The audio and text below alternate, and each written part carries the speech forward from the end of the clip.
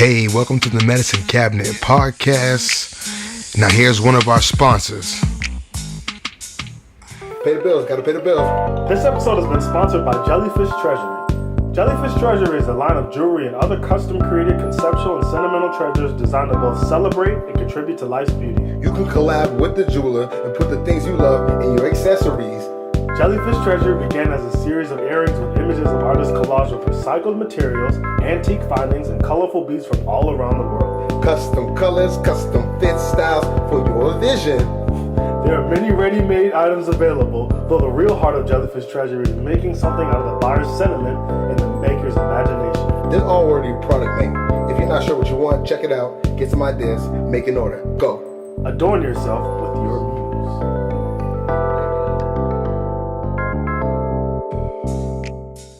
This episode, Easy Eric Silberger said, I'm a classical bassist, as most of you, not most of you know, but the ones that do know me, saying I'm a classical bassist and I might play with a violinist from time to time. And Eric is one of the he's one of the violinists I play with. And in this episode, we talk about the 12 credit cards. 12 to 15 credit cards. We talk about Sandbox. Y'all need to check up on Sandbox. That's some cool shit. I'm trying to figure that shit out still. And then, and we talk about like his different ventures that he has. He has like a program out in Hawaii, like a little festival in Hawaii.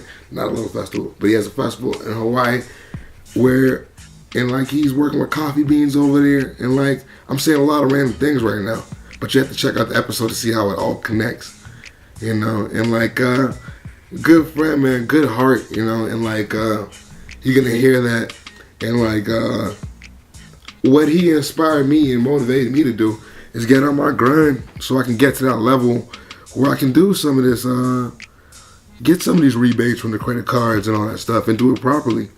Because if the money's coming in, you can make it work, you know, and like, also just be dedicated to being the best I can be at what I do, you know, like, and that's what he does, and I guarantee you're gonna get that from this episode if you make it through. And like, yeah, if you have any questions, saying good or bad, you know, for the guests, you know, hit us up at the medcappod@gmail.com, TheMedCappod@gmail.com. It's the same thing for Twitter, IG, you know, and that's TheMedCappod.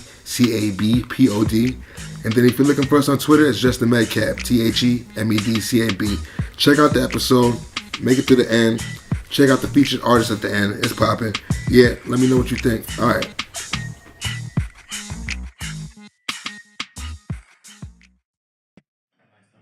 All right, here we are, the Medicine Cabinet, episode 2. We're doing it. It's starting. It's here. It's time. Today we have Eric Silberger, good friend of mine, violinist, young entrepreneur. Saying he's being interviewed today. Thank you for coming out, Eric. Thank you. Pleasure to be here. Yeah, definitely. And we also have Sean Lindsay hanging with us today, as always.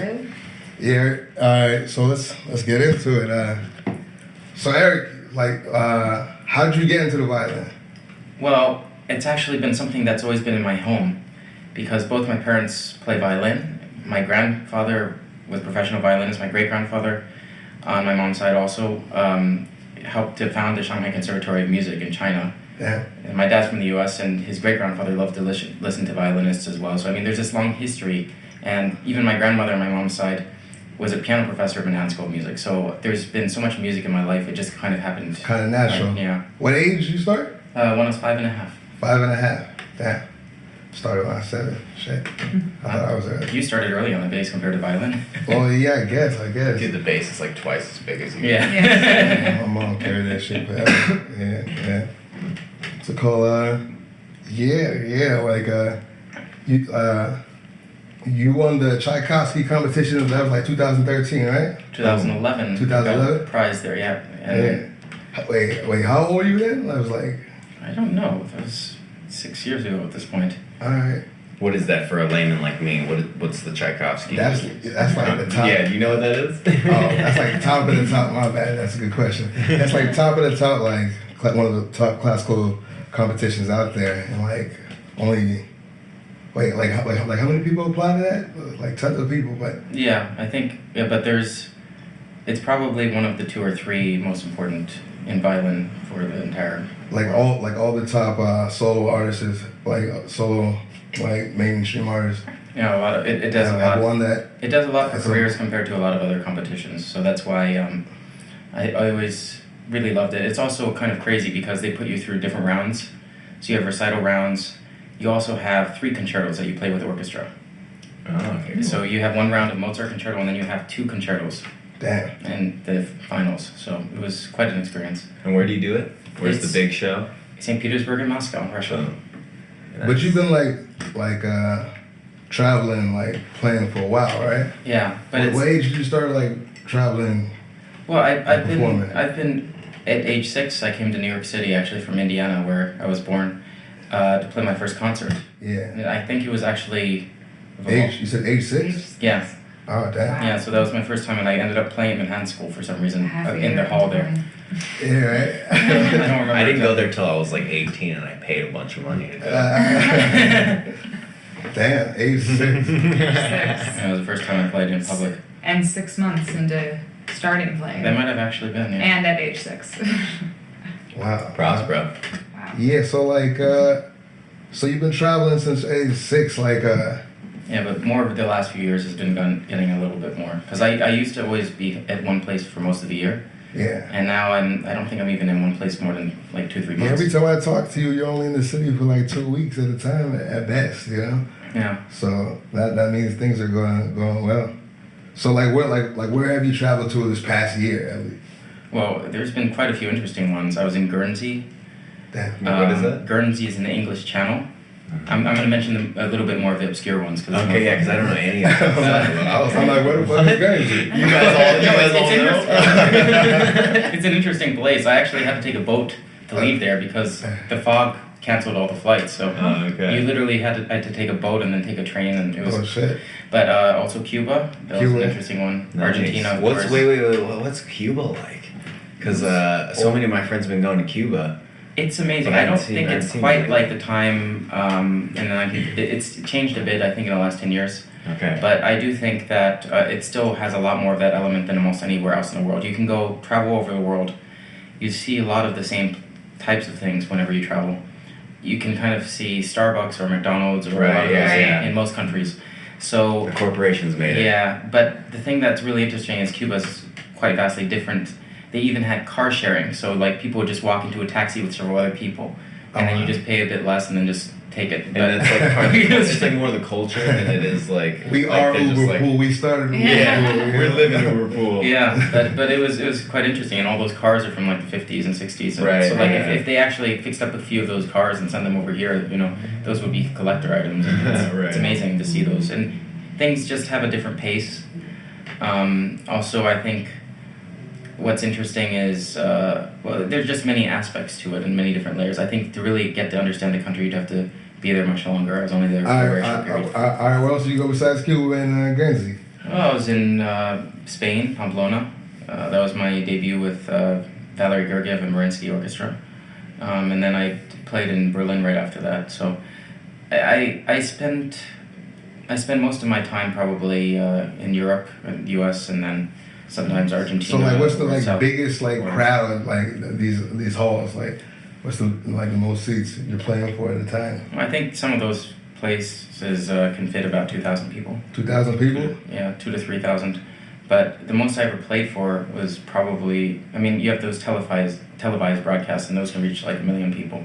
Like, so how do you like stay calm with that? Like, You know, with the pressure with that? Like, here's an interesting idea I thought of yesterday.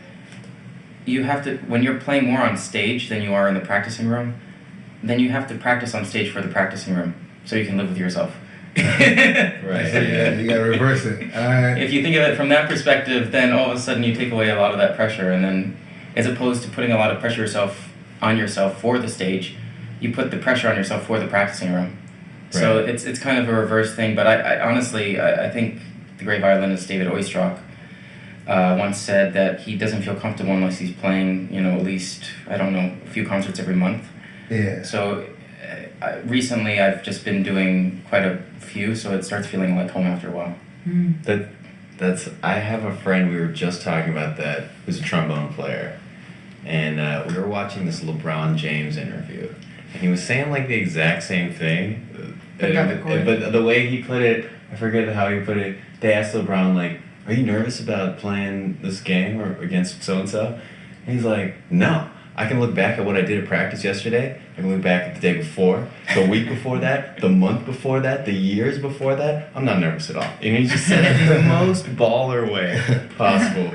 And I just heard you kind of say it in a different way, but to me it was like the same thing we were talking about. Similar idea. It's the exposure and the familiarity. Well, it should feel like you're home, and to be honest, sometimes it feels more like home than home because I'm actually spending more time on the road than I'm actually in one place. So you start feeling like when you're playing with some really wonderful colleagues, for instance, Chris or some other people, and you're playing in many different places, you start feeling like, oh, this is familiar. This is where it's at. It's fun.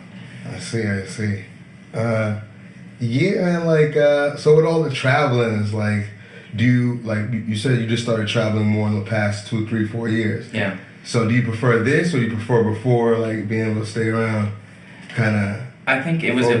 I think I was in one place, and that was very nice. But at the same time, I really enjoy traveling. But there's extremes, and I'm trying to figure out the right balance right now. Yeah, like, cause like sometimes you'll just have 1-2 days in the city, then you're gone to the next place. Well, I think in July I'm going to have 2 or 3 days at home, and August I'll have about 2 days at home. In September I'll have maybe 2 days at home. In October I'll be back for like 2 weeks, I think. So all right, that's kind of dope. Like, is anything out of the country, or is it just all in America? U.S. until around July 19th, and then I'll be gone basically. Except I'll be in Hawaii. I started a music festival there, so I'll be there for about a week and a half in August. But the rest of it's in Europe. That's the coffee beans, right? Yeah, good coffee out there. Rusty's Hawaiian. It's what's the name of the coffee bean out there again? Well, the coffee bean, I'm not positive, but the coffee the brand that we have a family connection with is Rusty's Hawaiian, which was ranked one of the 10 best coffees in the world in a recent. I gotta check it out. I'm a coffee fiend. Yes. Yeah. What's the name again? Rusty's Hawaiian. Rusty's Hawaiian. So we actually go out to the coffee region, and I was woken up by roosters and the chickens, and so it was really interesting just seeing them run across when you're in the farm region. And it's a completely different atmosphere, and so for me, that's also one of those unique places where it hasn't been corporatized, it's not commercialized, it's really quite in the middle of a different atmosphere, a different way of life. Yeah, what's it called? When we were in Argentina, when we were taking the plane, you ran into one of your people from Sandbox. Yeah. On the plane. Yeah. And then there was somebody when we landed, or was that at the concert? And that was at the concert. And then they had another one of their friends that was Sandbox that didn't come to the concert. Yeah. So we had a couple of people, and then I just was on an island with them in Croatia. So like, what is Sandbox like? Yeah, can you explain that? Well, it's really hard to describe, but it's a place where I think somebody once said, I feel like I'm crazy everywhere else except for here. And the entire idea that people can really be authentic and kind of break down the boundaries of what they're trying to show the world. They can just kind of create. How do you even hear about Sandbox? I had some friends when I was at Columbia studying. One of my friends joined and was very enthusiastic and said, "You need to join this." And I'm like, "What is this?" Wait. Explain what it is. Yeah. It's really okay. Let me just put it this way. It's because we've been trying to define it, and there's not one good answer I've ever seen. It's basically a network of about 1,000 to 1,200 people in that range, that all over the world. Yeah. It's decentralized. But he was from Argentina. He was from Argentina. Yeah, but I met him in London. Okay. On my birthday, and then his birthday was the day before that concert. Oh, so we were celebrating that night. And so, yeah, you end up seeing people in amazing places. Then I saw him in Croatia because of that concert we had in Argentina. He came to a global summit we have once a year. And we were on an island called Oboljan in Croatia. What happens at the global summit? Yeah. The global summit? Seems like the actual content is very mysterious. Well, we need the mission statement. Is this Fight Club? We just need the mission statement. I can't talk about this. No, it's basically a lot of people that want to change the world that are coming together from an entrepreneurship background, a lot of them. and we just come together to kind of try to help each other out and figure out how to live life a little bit better and a lot of different things in those summits, but also to how to create a governance structure and all that stuff. So we actually I've been part of some governance meetings over Skype or over Google Hangouts with several different countries at the same time, friends. Yeah, you're not going to be around in July? For 2 more days. Only 2 days in July? What 2 days? Next 2 days, and then I'll be back. Well, not really. Actually, the next 2 days, 11th and 12th. Okay, no, there's something I want you to come to it. Oh, yeah. Shoot. Yeah. So how did you first get involved with Sandbox? How were you introduced to it? Well, one of my friends really said, "Oh, you should come to this event. It's a Sandbox event," and I was like, "What is this? It's like a dinner or?" And so I'm just like, no. I mean, I was doing 7 days a week in college. I took a vacation every day for like an hour, but for the most part, I didn't really have any days off because I was in the joint program. I was full-time Columbia plus Juilliard for performance. So what that meant was, but she was consistently telling me, and it was somebody I liked and respected. So I was like, okay, I'll go to one of these things. I was like, oh, this is cool. And so then I submitted an application for it, and then I joined it, and then. There was a hostile takeover at the company at one point, and then it got its name back recently, and so it's been a journey. But so you said full time, Juilliard, full time Columbia. Yeah. So like how like what possesses a person to want to do that? I was at Juilliard pre-college for 6 years, and I didn't really want to go back straight there. No, but like, what was the influence that pushed you there? To be honest, it's been my curiosity. My entire life, I've just been curious. To see if I could do full-time Juilliard and full-time Columbia? Because I wanted to learn about certain things that... At Juilliard, I would have had diminishing returns. My belief is if you study at a school for a very long time, you start seeing a lot of things and you might get that 1 or 2% that might make a huge difference in life, which is the most important. But at the same time, a lot of times, the amount you'll learn will decrease with time, and a lot of it, I feel like once you reach a certain amount of, you hear a lot of ideas and input from a lot of people. You need time to process it. So they couldn't teach you anymore? Is that what happened? No, I needed some time to process it. I hear what you're saying. I'm a teacher too, right? Yeah.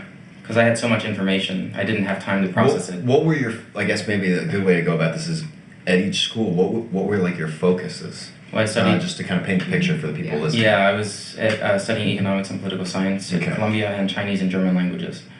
So all at the same time. At the same time, and also kung fu there, as well as table tennis and a couple other. So you had a full plate. Yeah. You had a full plate. 7 or 8 classes. Inevitably. Yeah, 7 or 8 classes. And then you were simultaneously going to Juilliard for performance. So I was taking 2 lessons. Well, it wasn't full time. It was 2 lessons a week. I was taking there.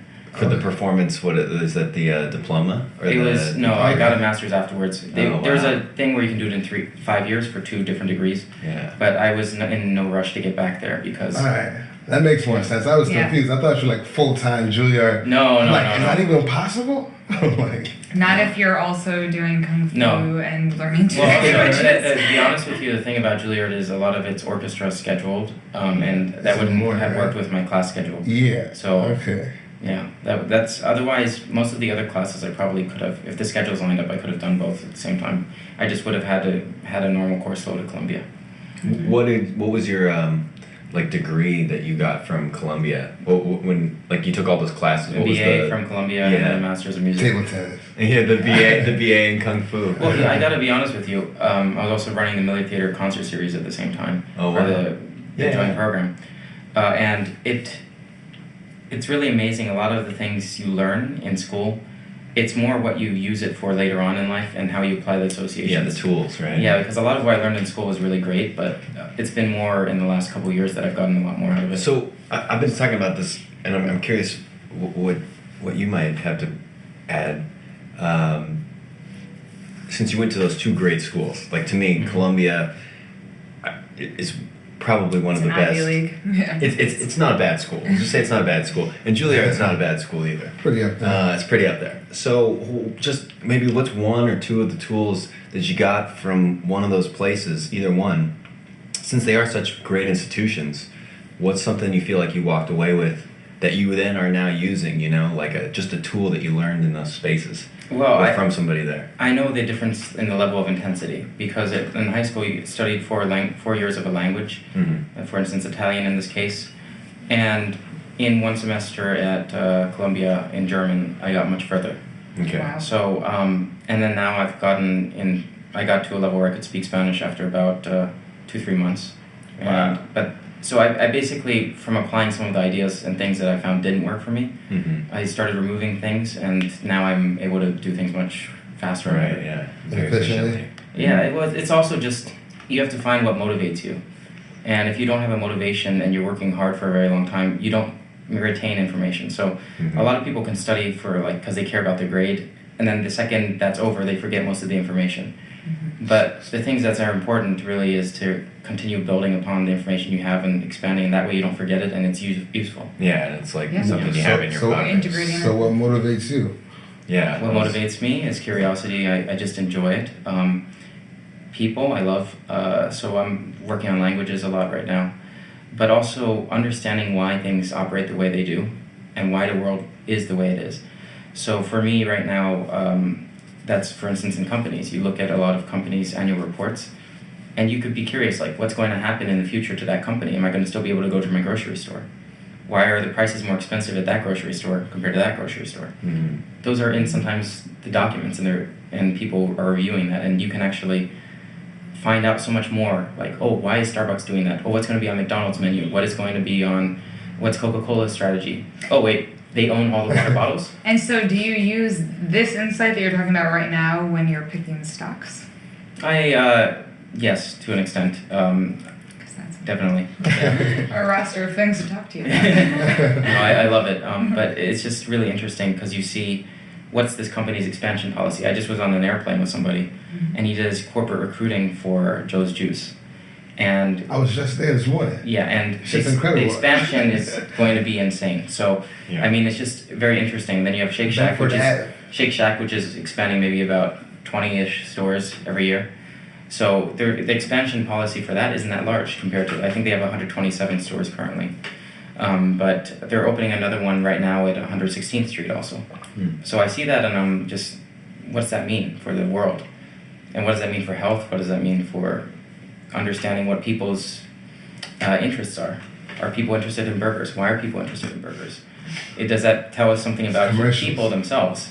Well, you know, I think of it Marketing. maybe Yeah. it sounds like you're the kind of person who is really good at kind of looking at their practice schedule, right? Or their living schedule, whatever it is they're doing, and be able to look at it and be like, that's working, that's not working, right?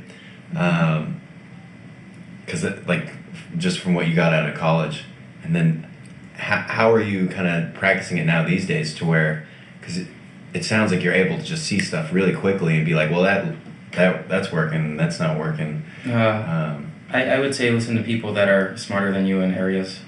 Okay. I think there's no one person who's a genius in everything, but there's at least one person better than you in every area pretty much. And so So you got a nice little network. well, you don't even have to. These days it's so great because you can just go on YouTube and watch some interviews. And what's interesting for me, for instance, I go to the Berkshire Hathaway shareholder meetings, Warren Buffett, in Omaha, Nebraska. And you watch an interview with him, you see one thing, you hear one thing the first time. Then you watch it a few years later, you see a different thing. And then you start seeing, oh, the way he's saying that word, oh, that's what he actually meant. Okay, But he yeah, couldn't yeah. actually say that. Or there's like a slight thought process in his brain that's completely different that we're not aware of. So it's that what, you're just seeing. and so what's interesting is you get something different out of the same information every time you see it because you associate other things with it. Even if you look at your life and you say, oh, that was an important time in my life. 10 years later, if you're doing something completely different, you put it in a different context. Yeah. So you say, wow, that was important because of this. Interesting. Yeah. Wow. No, because I remember like you just like talking about like just scheduling and like why you have to like learn these, like your reasoning for learning all these different languages. It all kind of makes sense, you know, like where you get your motivation for the curiosity. It's also so great when you talk to people and they open up. And when you, like I was in Miami, it's like 80% Spanish there. Oh yeah. Like the first you go into a taxi, I say, what's your favorite part of Miami? And the person's like, oh, and I'm just like, what's going on? Then I said the same thing in Spanish, and all of a sudden she opened up and started talking like nonstop. So I was just amazed by just how much Spanish there is in Miami, for instance. And the thing is, even somebody was perfect in English, but she was bilingual. And this happened with two friends, or not two friends, but two people I met. And they just were so different. The second you spoke a bit of Spanish with them, then you switched back to English, but it was completely different connection. And that's enjoyable. What's it called? It's powerful. When we were in heading to Argentina, what was the name of that lounge? Oh, I don't know. There's a couple. The one was it JFK? Oh, the Centurion Lounge. Yeah. And LGA. Yeah, LaGuardia. Like, what's the name of that credit card? Platinum American Express. Platinum American Express. Yeah. So how does like that so if you're just a member of that if you just become a member, you have access to the lounge, right? Yeah, and it's especially you actually save money on it. It has an annual fee of $550 currently. So what's the requirements for that card? You have to have a high credit score basically, but outside of that, I think, what, like 700 or? Yeah, it was 740 or higher probably, I would guess. Okay. But the thing is, well, I mean, almost anybody could get there if they just had a credit card and just held on to it and paid all their expenses for like 2 years or something, I think. Yeah. But the thing about that card is it's a charge card, so it's not actually a credit card in the true sense of the word. It doesn't have a set credit limit. They measure it based on, I guess, about 3 times your most expensive month. Yeah. So that's kind of how they set the limit. But it's really amazing because we're in an age of credit cards. Yeah. Where in the United States especially, there's better deals than anywhere else in the world. Yeah, because you said you had like, what, how many credit cards? 12 credit cards? About 12 or 10, 10 or 12. Yeah. That shit, because I have like, what, It's intimidating. I've got like, Some people have 40 or 80. It's intimidating, like No, that's I like mean, the size of your wallet, you know? No, like, but the thing is, I can tell you every single one of the cards I have are keepers. In other words, I have a reason for keeping them and they are useful. So I don't have a single card that I'm not going to be using for some reason. What's like? But tell me about one of requires them. I don't use credit discipline. cards, so tell me about one of these cards. Like, what's the what's the benefits that come with Okay. tell me one. I'll give you an example. I just got the Alaska Airlines credit card, which this isn't going to be useful until next year, but they give you a companion pass after a few months after you get your first statement or something, and it's an annual one. So if you flew to Hawaii, let's say a flight that's $1,000, you could get it for basically $100 after taxes or whatever the fees are for a companion who's traveling with you. Oh, so wow. basically you're getting like $900 of value for spending about $100 on annual fee for that card. Okay. So you can start using these cards, and I think I've made in 1 year about $4,000 or $5,000 on the cards just from the bonus points and the sign-up bonuses too. Yeah, that's pretty cool. And that's not taxable because it's a rebate. So how did your curiosity lead you to that? That's what I was kind of curious. That's what I was thinking about earlier. I mean, tell you about that? You know? It started basically. I worked a few months at New York Philharmonic in the section there, and so I decided I'd live in the city a bit because they were calling me for like several months. And of course, the second I moved into the city for a few months, then I didn't have anything with New York Philharmonic. Yeah. So this was like right when I was finishing school. Murphy's Law. So I was just like, okay, I'll just live here a few months. And I had a roommate who worked in NASDAQ, and I don't know, just by proximity, I don't know what it was, just living in New York City, I had a nightmare one night. Yeah. And this is what started the stock market and the credit cards and everything. I went to sleep, and I thought, wait, if somebody earned, let's just choose an easy number, $100,000 a year, and there was, let's say, an inflation which was rather high of 10%, you could basically be making and losing about the same amount of money every year in terms of purchasing power. So it's, when I saw that and thought about that, I was just horrified. I was Break that down for a second. This was your dream? Yes. Break I was lying down and I had this thought and I was like, oh my god, this is terrible. No! Don't go too fast. Go back for a second. Yeah, the purchasing power. Break it down for the people who are unaware. Well, so basically, inflation, if you look at the value of $1, it decreases over time. There's inflation because more dollars are in circulation. MetroCard $3. Yeah. MetroCard $3. The bridge used to be like $1 or whatever, $2. The GW bridge. Was it $15, $17 now? It's about $15 now, Yeah. and it's going to go up soon. What? So just for somebody commuting every day for 10 days even, imagine it's gone crazy. Yeah. So you could be paying over $500 a month depending on how much you're commuting. In the future, it could be crazy. So basically, when you look at the inflation, that decreases your purchasing power. So the worst investment is just to keep all your money into cash and just hold it there forever. Mm-hmm. Because it's going to decrease in value over time for the amount of purchasing. Buy gold, right? Right. Well, buy gold, it's not the best thing either. So hide the money in the mattress? So you just, if you hide, well, a lot of people did that. When there was Yeah. there was deflation during the Great Depression. So that wouldn't have been a bad thing, but we actually have a built-in system to kind of avoid that. So unless something completely catastrophic happened, like some kind of major outbreak or some nuclear weapons or something, I think that's very, very unlikely to happen in the same way. So basically, inflation, just assume it exists. It's at a low level right now, but still you're losing money every year that you're just holding $1. And banks used to pay, I don't know, it was like 6 or 9% interest or some very nice number. Yeah. And now it's like 0.01, so like you could wait 100 years and get the same amount basically. Right. So it's really, I had that dream, and so I just thought, this is horrifying. Why save work? money? Why would anyone work? Yeah. Why would anyone do anything? Why If, like, you're work just and losing the save amount of money? money that you're making. Why would anyone save it? So then I thought about it, and I started looking up online. Index funds are probably the best thing for most people to do. A Vanguard index fund, VFINX, and it basically, on average, the stock market will double every 10 years, let's say. So if you just held on, let's say $10,000, you put it there, that'd be 20,000, 40,000, 80,000, 30 years. Then it starts getting interesting. 40 years, 160,000, then 320,000. So But what about the risk of crash? Well, the thing That's about very automatic. over the long term, the stock market's a weighing machine. So it looks at what the value of companies are, and it will say this is what it's worth. And that fluctuates. People have higher expectations or lower depending on future growth and everything. But over the long term, it will kind of go towards where the value actually is. The one thing is that then you have to basically be optimistic about the future of the U.S. economy. So it's a question of whether you believe the U.S. is going to be worth more in 50 years from now or 10 years from now. Speculation. It's not really speculation, though. I mean, if you think about it, is Apple going to be, existing in 50 years from now?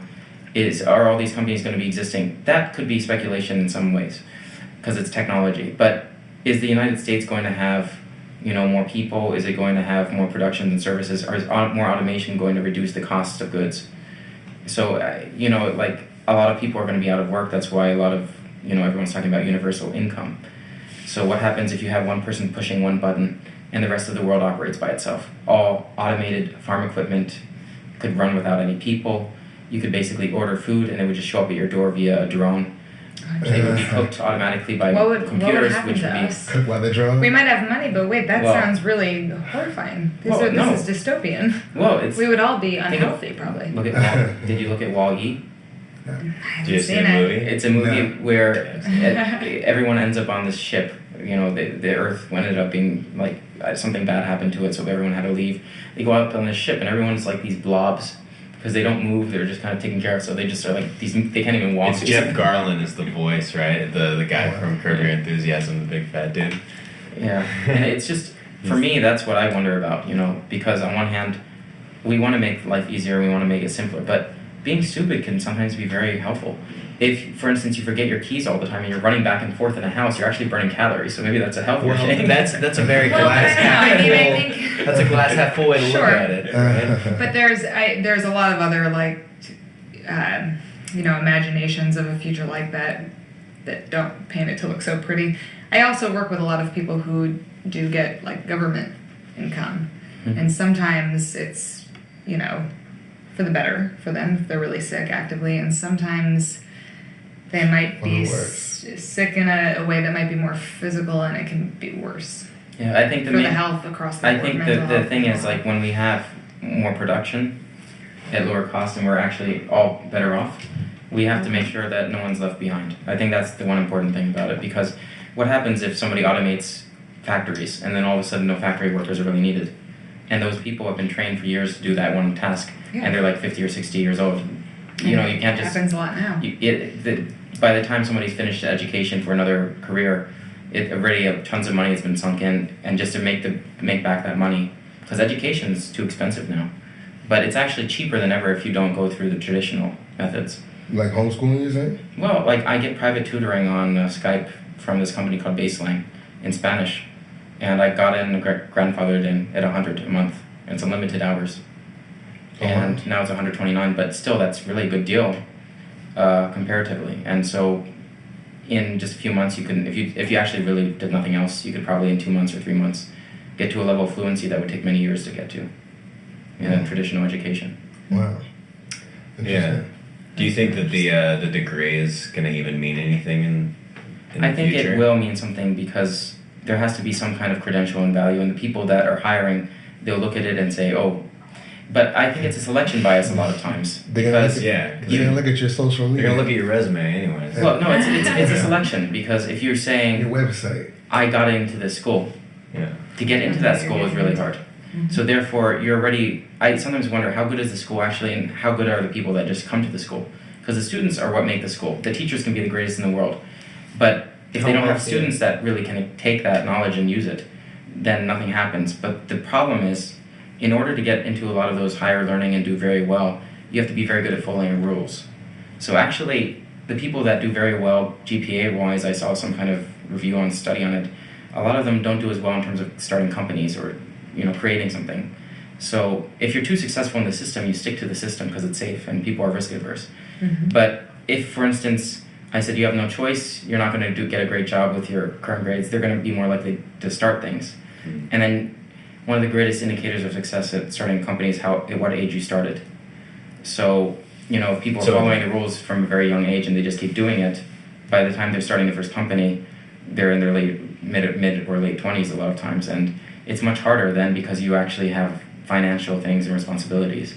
Whereas if you're 14 and you're starting a food cart outside, and then the food cart takes off, I mean, you're okay most of the time. So I guess the logical step in my mind is right now I'm a teenager and I'm looking at that. Where does this very nice, curious outlook on the world kind of get you in trouble? Because I can see someone kind of really being as curious as you are with credit cards when I'm 14 and just going crazy. Okay, I'm in my 20s now and I'm more controlled. Okay, I'll give you some rules. You just painted some really crazy pictures. Yeah, I was going to say, you have to be a rule follower on a certain level, I would right? put these rules first before you even hear any of the other parts. Rule 1. Rule 1. Only use a credit card if you pay off the interest in full every single month. If you go over it once, don't get a credit card, basically. It's something that is the number one rule. Otherwise, you're not actually going to be making money. You don't mean pay off the balance, you just mean... I mean pay off the statement. No, you're not. You should never... You should pay off if you have interest on a credit card ever, do not have credit cards. A general rule. Until you can figure out a solution to that behavior, don't ever get a credit card, ever. So you need to be able to pay it off. You need to be able to pay it off. Yes, otherwise don't get a credit card, because you'll be paying 18% or 22% sometimes interest on the balance. I know people that are carrying balances. They're paying like $1,500 a month on their credit card balance. Yeah. This is why I don't get a credit card, but yes, I can't do that. But this is the thing, like, you could be paying $1,500 a month and basically not be making much dent in the credit card bill, and every single month. And then some people really think, oh, but I'll just have it there. I'll freeze it in a bottle, like in ice or something. No, pay it off before you eat. I mean, within reason. Yeah. But I read somewhere recently you should focus more on. Well, I guess you're kind of anti-savings. It was saying pay yourself before you pay off your debt. Like, you should pay off what you need to. You don't want to fall into like bad credit. There's different, because if you're having education debt, interest rates can be rather low. Yeah. If you're talking about 2 or 3% on a mortgage or something, you can actually do tax write. That's one thing. Like student loans. Yeah, but the thing is, credit card is 18 or 22%. So all of a sudden, savings are being lost by payments towards interest. So the most important thing is you have to look at what am I getting for each dollar I'm saving, and what am I getting in terms of what I have to pay for each dollar in debt. The general rule is pay off all debt first, and then worry about savings, because you're paying a percentage that you can't even get naturally by investing unless you're getting super lucky. Yeah. So, I mean, if you're paying 18%, just think about it this way. $10,000 invested with Warren Buffett, if he got rates as good as credit cards consistently, which sometimes are higher than, you know, the rate of return he got about a 10,000 invested with him in the 60s or late 50s is worth over 500 million, I think now. And imagine if you had that credit card debt, basically that wouldn't be there. So that's the same rate of return or rate of loss in a sense. Although he got to invest with him would have been very lucky. So I wouldn't say that would be the standard. But let me just put it this way: credit card debt, never ever have interest ever. So number one, never have interest. Anything else? Number 2, pay attention to rule number 1. Number 3, pay attention to rule number 2 about number 1. Okay, so it's the only rule is so make sure you let me just pay make off sure I your debt. understand the rule, because I was following and then I. It sounds like a there's simple lot of rule. It information. sounds like a really Right, easy in other words, rule. you have to pay At off. what But we felt Yeah. like it was an attack. When- Wait, I have a specific question about Yeah. it. Mm-hmm. At what point are you saying it needs to be at 0, or you're saying that there's like a certain number usually before the Whatever interest starts? whatever you paid in that statement.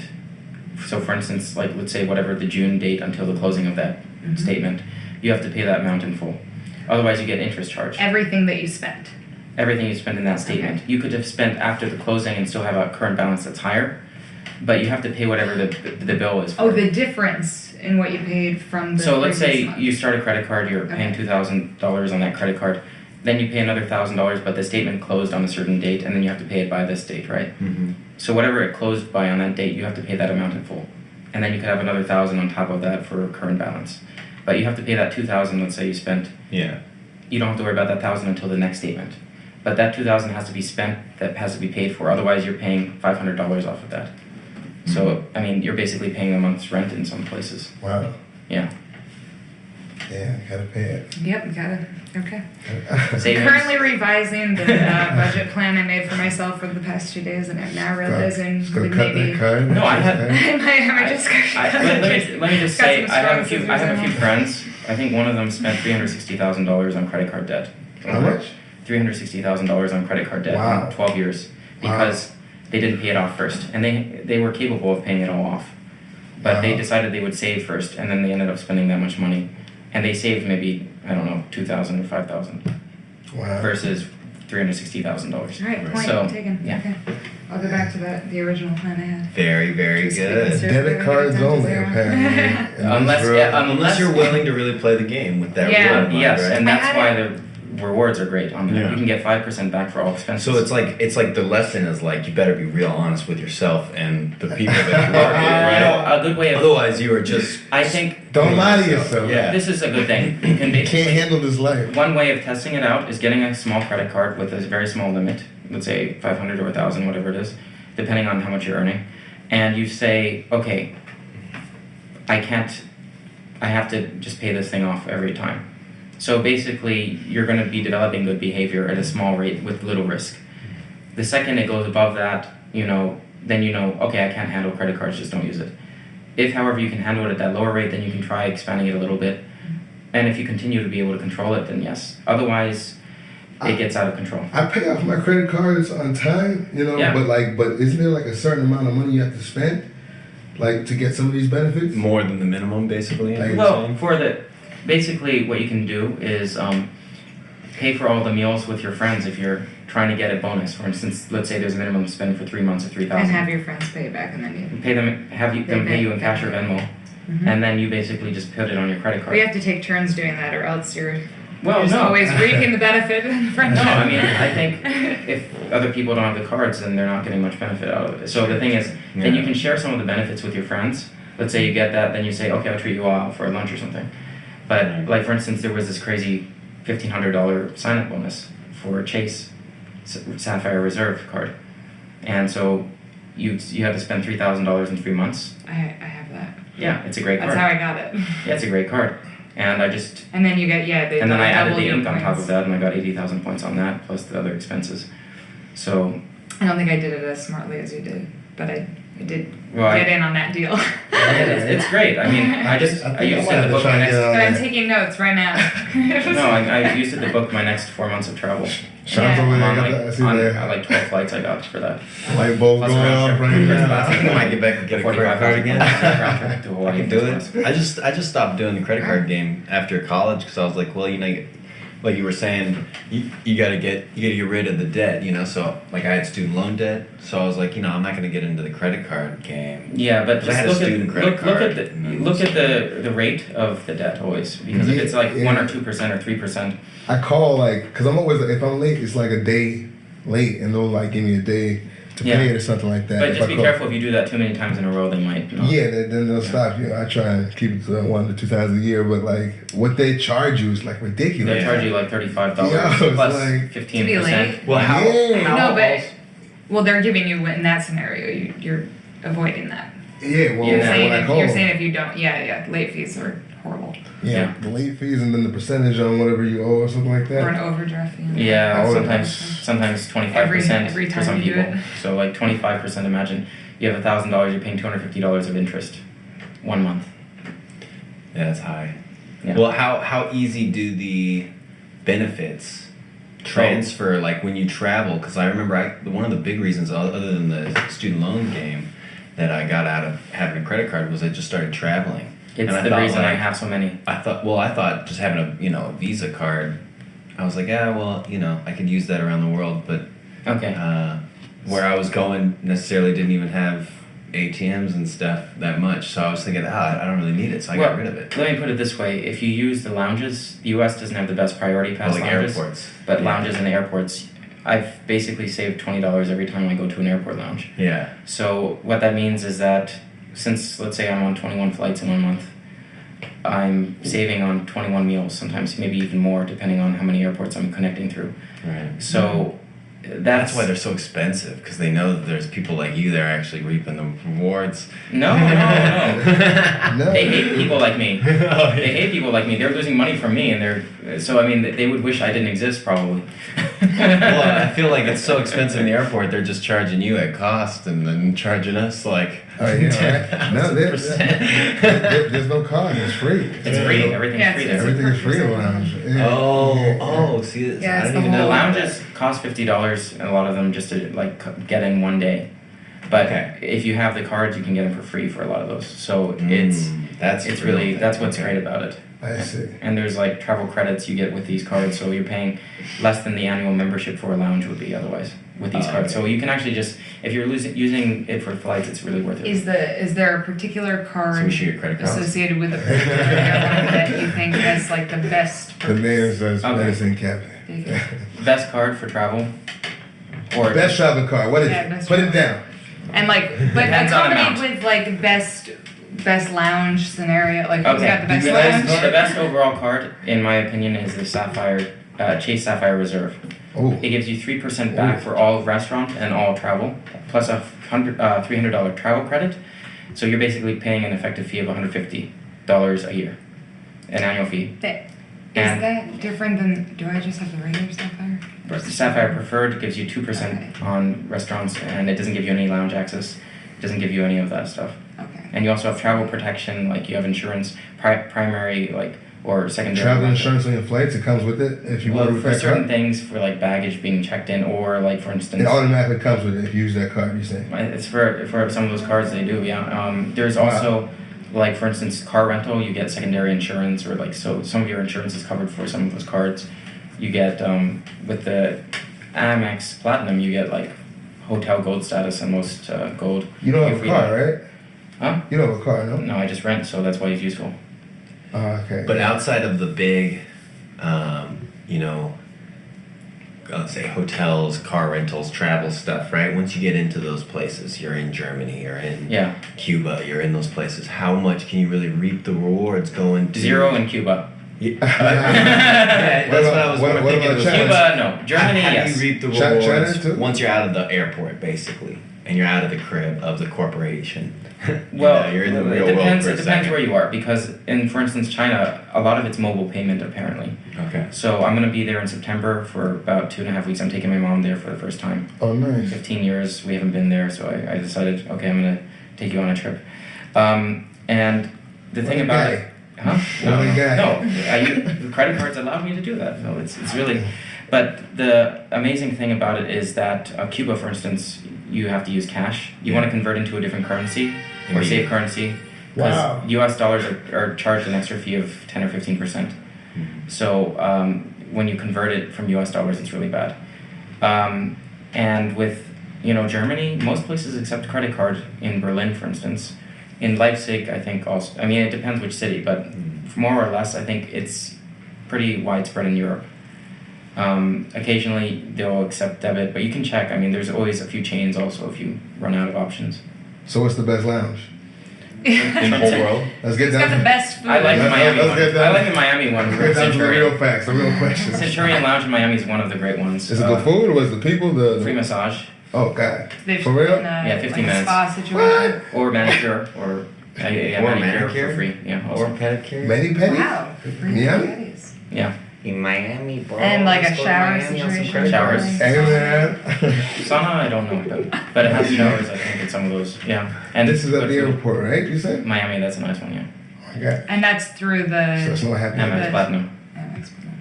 But you have priority It pass sounds lounges. like good in Europe. Amex Platinum has the good lounges. It has That's better the one with lounges in the U.S. especially. In Europe, it doesn't have many lounges. So basically, priority pass comes with both those cards, Amex and the Chase Sapphire. So reserved.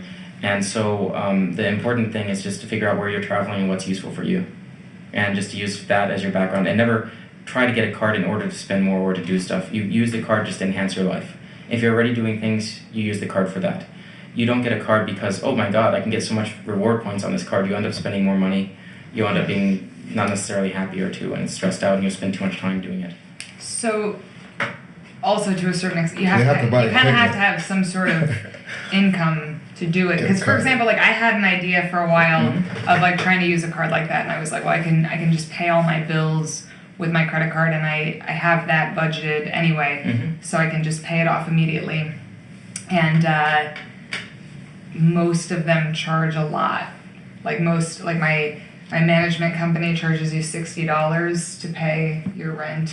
On a Yeah, credit you card. don't ever use So- rent on credit cards. Yeah. Never, because you end up spending more percentage than But you actually earn. most bills, it is more expensive to do that rather than going directly through your checking, which is usually free or a very, very small fee, like $2. It depends. Rent is a separate thing. Okay. There are ways of doing it that are a little bit more cost effective, but you'll still end up pretty much losing money on that. Because people do it with their mortgage. Yeah, That's where I got that idea. But maybe that's in general, don't use house payments with cards. The thing is, only if you need to reach a spend of a certain amount, for instance, oh shoot, I need to spend $5,000 in the next month, then you could say, okay, I'm going to use my rent to cover that, but you end up spending money on that.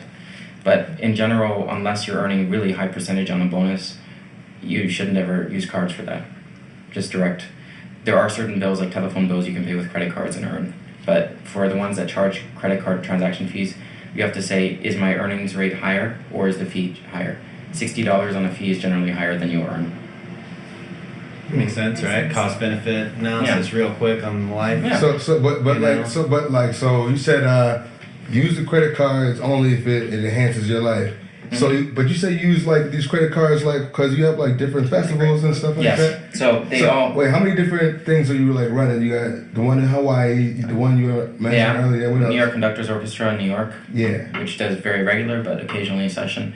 Then there's also a company called Music Traveler in Vienna. So I was just out there for that. What's Music Traveler? It's like Imagine you could practice anywhere in the world. It's starting in Vienna, but you just take this app out, you book a room, you go there and practice. It's imagine like an Uber or Airbnb with an app to find practice rooms. So, I need to practice this piece. I need to rehearse with somebody. You just go on the app, you book a space. As in, like, if you're in the area and you need wait, to so this is practice an app I can get on my phone right now. Well, you can't get it here yet. It's in Vienna, but Wait, you started that? I'm part of that. I didn't Alright. start that one. The other ones I started as a founder. It was a group idea, or whose idea was that? Actually, I was at the Twitter building I was at this music and technology conference in San Francisco, and I just connected with some awesome people. Alexei Guzman from the duo with Alexei Guzman and Jew. Oh, okay. They do this comedian stuff. Yeah. And Julia Ree. And so we just talked, and then after a while, we just started, being in touch about trying to, because it's something I just need. I just wanted to see it exist. So beyond that, I want to do whatever I can to help it exist. Right. And I feel that. What's the festival you said before? The one? Hawaii International Music Festival. And that's in August? We're going to be having, August 10th, our first concert's at Blue Note. The 11th, in we're New going to York? be at Pearl Harbor. No, the Blue Note Hawaii. They have one. Right. Although I'm in touch with the one in New York to do that booking. Is there Blue Note in every state? Am I crazy? No, there's about 4 or 5, I think, in the world. All right. Okay. It's not in every state. No. That'd be interesting. Hard rock. Correction. Blue Note tour, Chris. We'll edit that. The Blue Note's like Every hard state rock. that hard So rock. wait. How many concerts is it total? That one is 1, 2, 3, 4, 5, 6, 7. I think about 7 or 8 in about a week and a half. Week and a half? In Hawaii? Yeah. With coffee beans. All right. With coffee. Yeah, if anyone listening is going to be in Hawaii, then please drop by. Yeah. We'll offer a special podcast benefit. Hey. So There you go. Hey, sounds we'll good. give you a surprise Cabinet. gift. Just send us a quick message. All right, for At sure. highmusicfestival@gmail.com. It's recorded. We have this as proof. Yeah. Here. highmusicfestival@gmail.com. If you show up at one of the concerts, just write us a quick email beforehand, and you'll get a special gift there. All right, sounds So, good. Sounds Medicine good. Cabinet listeners, you know what to do now. Medcab. Yeah. Hashtag Medcab. And that's in Oahu and the Big Island. Cool, man. What else? Because you were trying to start it was like an online teaching thing. What was it? Yeah, I just stopped that Music after box? 6 years. Oh damn. Cukebox. Because the thing is, what I've realized is I'm trying to downsize the amount of things I'm doing. Because when you're doing so many different things, you can't scale things to a level That's you the want problem to. with being a curious guy, right? Your mind takes you to a lot of different places. This actually leads me into I was reading your bio, and we start the interview talking with you about the violin and that, and obviously you do just so many more things, and you could probably choose any of these directions and be very successful, but I feel that it's very worth reading what some other people have said about your violin performances, which I'm going to read a few. They've been described by critics as spine-tingling, astonishing, dazzling, virtuoso playing, Sprinkle. Dazzle. impeccable level of playing, a wonderful musician, and finally, he has got everything in his favor: technique, composure, and personality. We are on the eve of a great soloist. It's true. I play with them. I agree. So I feel, we've had this long coming. conversation today Coming. about all these other areas, and somebody could be listening to this and forget that you were a violinist in the first place and think that Right. actually maybe you're going to rule the world. And I had a dream. But these are I just wonder little if at lessons. the end of the day, is your direction actually that you're going to just be, a great soloist? Is that where do you see yourself? I don't see it as it has to be this or that. Okay. I see it as music is part of my life, and it's like breathing. I was walking down the street in Vienna, and actually I just found my hands practicing without me even realizing it. So I was just like, I guess I'll be practicing just walking down the street without even noticing. And so it's just so much part of me that I don't really have to think about it as much. It's the other things I have to think about a bit more, generally speaking, because the second I'm in music, I think that's when I'm most present in my life. Whenever I'm doing other things, there's 1,000 things going on, but when I'm doing music, that's one thing. It takes so much to be a musician, this is the reason why this podcast even came about, because there's other passions, also that need to be sought after, Yeah. You gotta do them. And you can apply things from other fields to music and vice versa. You can associate them all, and that's what's interesting. I mean, I'm writing a piece right now, a violin concerto, to play in Switzerland. In August 6th. And so what's interesting is you could apply economics even, the concept of marginal utility. Like, the first glass of water I have will be great in the desert, the second one will be enjoyable but not as enjoyable as the first, and so on. But if you do a repeated phrase 100 times, you're going to start enjoying it a little less maybe. So there are certain concepts which you can kind of apply in that way. For instance, if I'm going to play a phrase and play it exactly the same way, da, da, da, every note has the same amount of start, it has the same energy to the start of the note. Well, after a while it just sounds the same. It's repetitive. It's repetitive, and so you could basically take one idea and apply it and then start diverging from it. Still like the law of, like, what is it, diminishing returns in the law? Yeah, so basically in music, if you have variety, I think then it's like the same thing as discovering something new. Yeah. When it throws you off, and so the same thing, just about human nature, about human life, and how does that apply to music? What does that teach us about a performance? And what does a great performance teach us about, other things? Because I look a lot from the outside in, but I also try to think from music and outward. So it's kind of like acting. You can either think, what would an angry person be like, or just think of a memory that makes you angry, and then you can be that angry person. So it's kind of the same thing in music. Methodic. You can combine acting with music.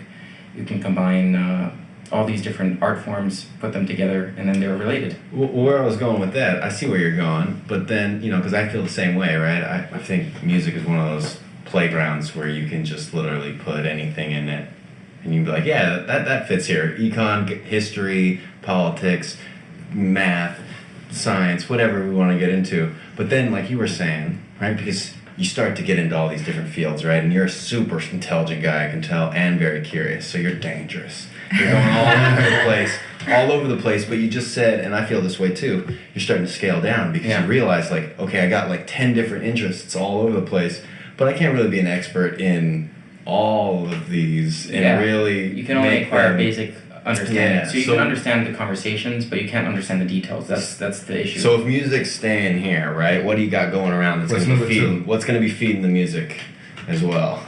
To be honest with you, it's creating things that are sustainable, projects that can operate without me. I want to basically do the things that only I can do, and then all the other ones I'm trying to outsource as much as possible. So, like, what's one of those things? It's just like even coffee, probably. like just working with partners and people. I think when you work with people, amazing things can happen. But it's also giving trust and not necessarily getting it in return, and being open to that idea. When you give trust, then you can decide later on, okay, that was a good idea, that was a bad idea. Right. You see certain patterns, whether you can trust somebody. If somebody says, oh, what about if we do a hostile takeover this? If the first question they ask you when you talk to somebody is like that, or they say when you're talking about a gig, the first second they talk to you is like, oh, how much will I get paid for next comp? Or like, there's certain things you can tell what triggers. You can tell what interests flags. people. If people are really genuinely interested in the music, you can tell. There's certain behaviors, and for me, what my biggest thing in life would probably be to be happiest would be to surround myself with people I love, doing things I would do even if I didn't have anything else scheduled. Like if I had nothing and I had all the free time in the world, I'd still be doing those things. And so that's for me what interests me. And playing the violin's one of those. Trying to understand more about the world's another. All right. Yes, a lot of positive talk in the room. Yeah. Like, is there any negativity? Is there anything that, like... It's great to... That's kind of what I've been going at the whole time. Where does curiosity... It's got to lead you to bad places sometimes. Like, how do you not see the pain? How do you not... how do you deal with the pain? Or, just like not only, like, self-pain, but, like, worldly pains. And, like saying, like... Because from what I'm getting, it's like... Sometimes I feel not as successful as I can be because my mind is distracted. Yeah, you know happens to all of us. So how do you clear your mind and just focus on the goal? I think there's two different ways. One, you have a deadline, and you have a motivation. So set a date. I have to write this concerto. I have to. As it gets closer, I feel more and more of that pressure. Boom. Step so one, that's one. Number two, being able to control your schedule, and being very aware of saying no. Yeah, TJ was supposed to be here. He's not here, but he always when I started this podcast, he's like, "Yo, when's the date?" Saying that's how you be talking shit, but trying to motivate me to do my shit. But yeah, it's funny. But it's like set a date, manage your time, right? Yeah, basically that's how one it works, and two. So, Set the date, manage your time in between it. What's three? Is there? But also being able to have like an ability to withstand pressure, or maybe having that be something that you that's when I'm at my happiest happiest to kind of play. Because some people that might serve the opposite. The freedom of choice is one of the most dangerous things in life. When you have too many options, you end up you could even starve yourself.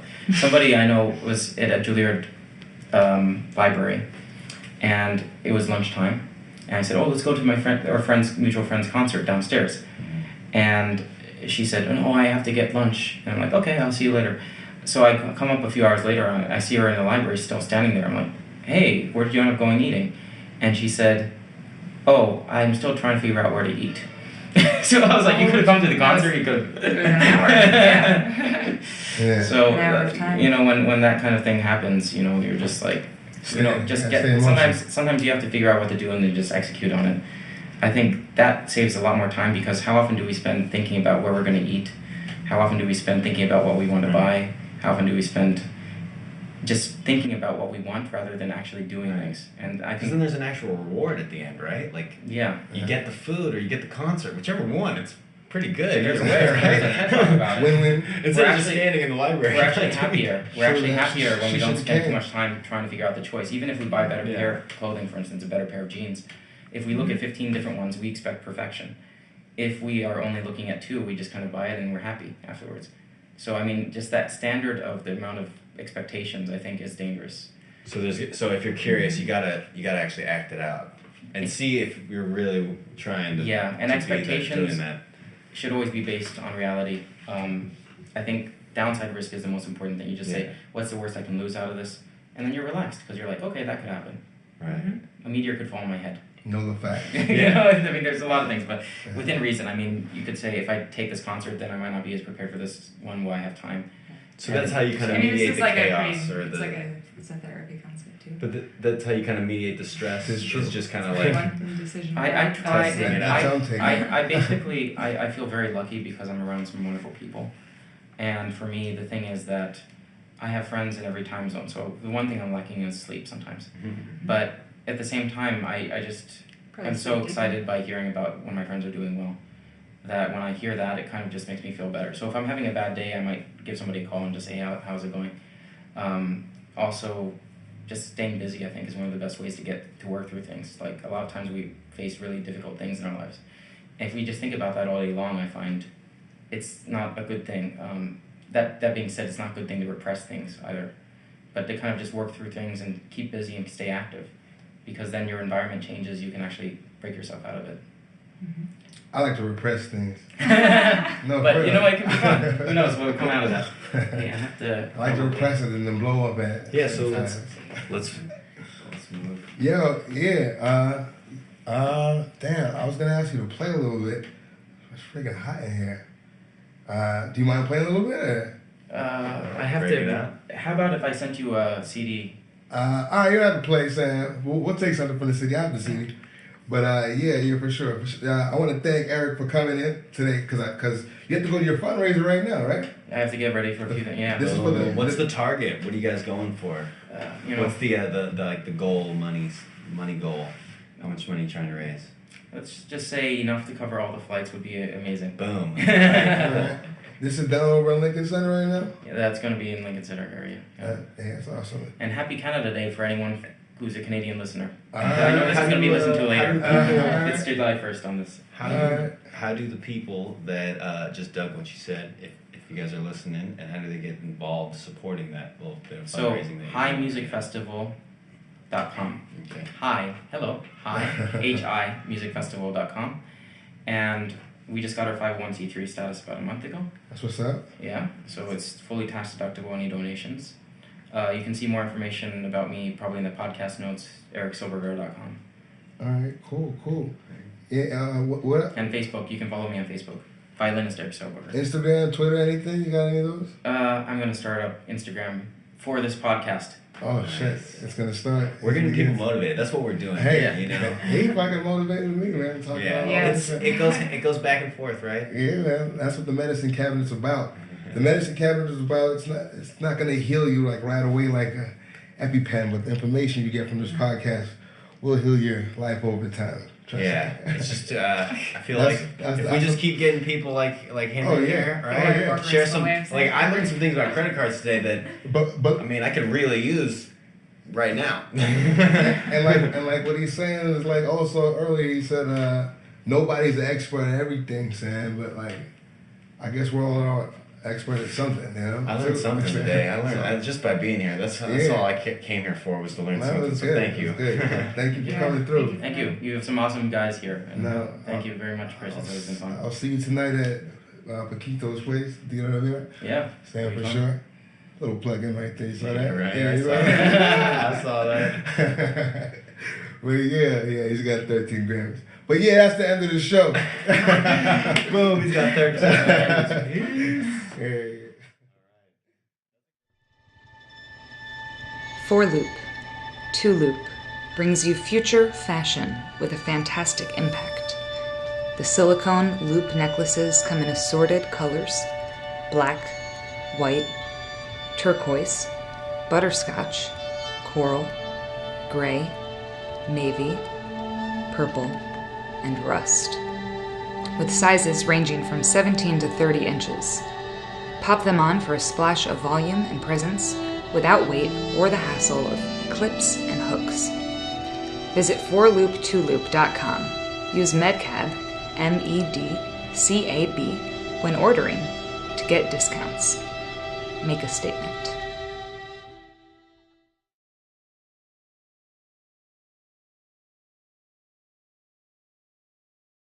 Yeah, thank you guys for listening. Thank you for tuning in to the Medcap Podcast. Hope you enjoyed this episode. My good friend Easy E, Eric Silberger, such an amazing guy, man. Like, I'm always surprised by this guy. He's always got so much things going on.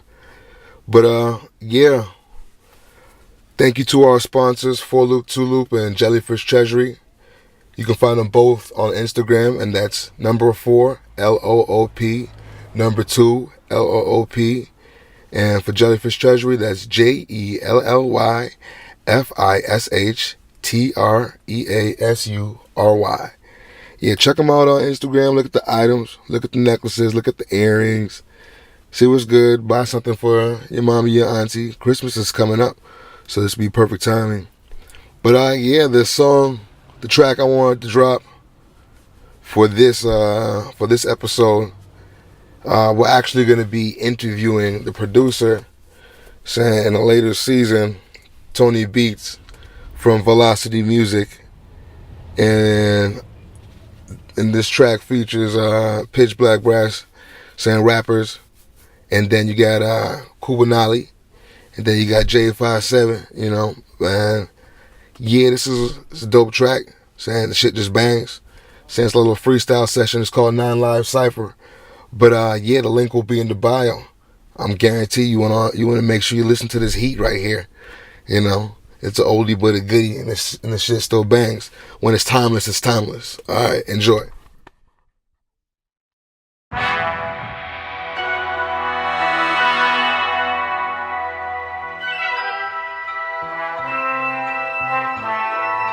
Tony Beatz.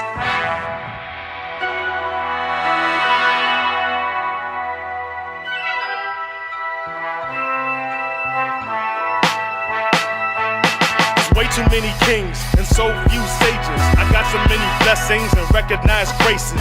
Basically patient, we cook enough flavors.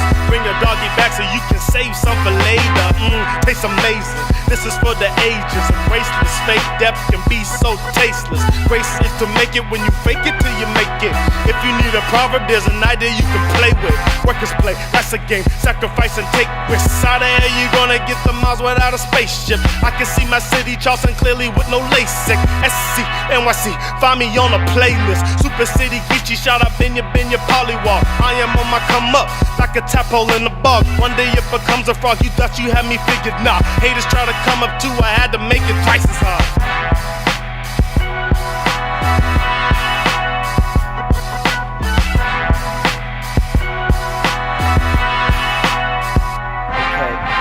Minute Maid flows like it's OJ Pronto. Squeeze the juice in like OJ's Bronco. I'm a dip. Niggas try and grip the mic, but that glove don't fit. Can't get it in, then you must have quit. Get dismissed. This is Chris Cubanali, shoddy force, the drama source. Sit with the team, plan out a course, show you how to boss. Came up in that land of the lost and learned how to dream. But the actions of the acronym acted for me as the catalyst. Learned the difference from niggas who act as if and the ones who really stacking chips through nine-sight. Stay on my mind like limelight or soul glow. Bruce Leroy, bite the bullet, I dick him polo horse. Shooting from my position, you lost. Given the fact I'm real, plus how I envision my raps. Position the Mac for dominance, prominent pitch, black horns, brass conglomerate. Y'all niggas fucked up if we wanna spit.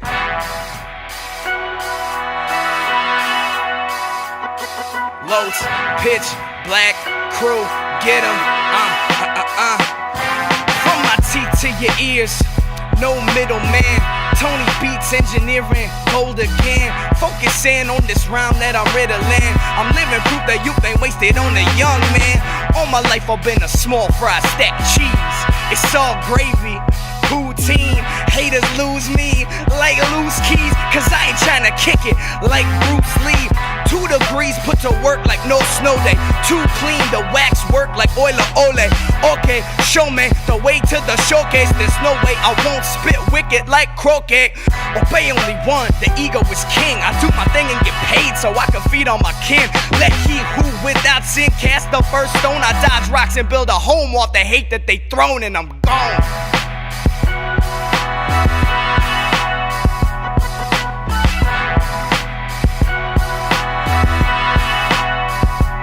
Feeling like a new man, no Wayne Knight, this playwright about to take off. Wish him a safe flight, they watched him evolve. Charles Darwin brainstorming on him, live from the 718, a native of Long Island, natal status with my alliance. Young Pacino back at him, Adam Splitter, spitter, homicidal writer, shitting on your favorite rapper, easy. Polish a bottle of vodka a day and more accomplished than these fucking peasants I never accomplished even for cheddar. Think your beats better, bring it on, I'll shit on them. Next level work ethic, words of my brother Chris Martin. About time they all see. Now Freddie Fox got our back, you know what that means. Tony on the drums with that beat, ketamine. 57 pitch black, spit like you heard click clack sound. Fuck that chit chat, we about to take back. We about to take back New York, about to take back the crown.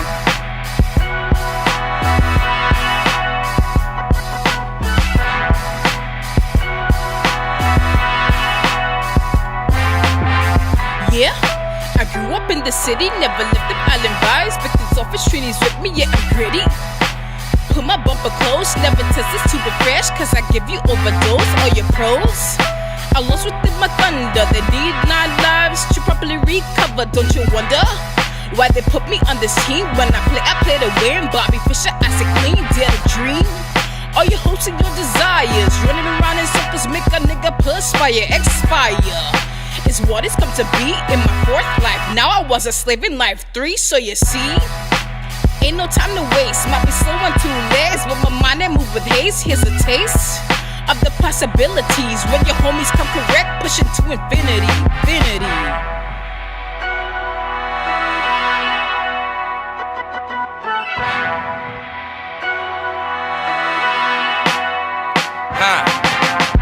My train of thought attempts to take precise routes. Hit him with that left hook, lights out. Peace to Mother Mary, glory to the highest. Incite the riots, my style's like a virus. Inclined to kindness, but I'm prone and known to show off. Pitch black crew with Tony on the beats and showing up. We get so live, why your shit is sounding so soft? It's so sad, y'all so lost. I told y'all we go off. Plus, got 9 lives like a feline. Stay so lit to feel like I've been risen 2 or 3 times. Spit bars make you stop the track and have to rewind. It's old news, it's me time, it's all in my design. Sick with the synonyms, throw it down willingly. Seemingly seamless, sneak attack like a killing spree. I got the whole team like really beat. Is you kidding me? Admittedly, I spit words of wisdom, so just let it be.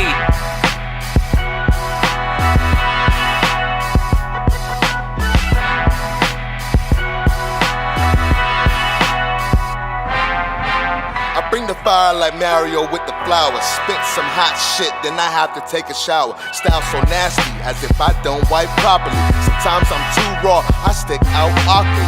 First they wanna hate, but then they carbon copy me. So I switch the style up, this is what it's gotta be. Not here to divide, I'm talking about camaraderie. Break bread with my brethren, splitting up this lottery. Always loyal to my team no matter what. Some get around the money, then they start switching up.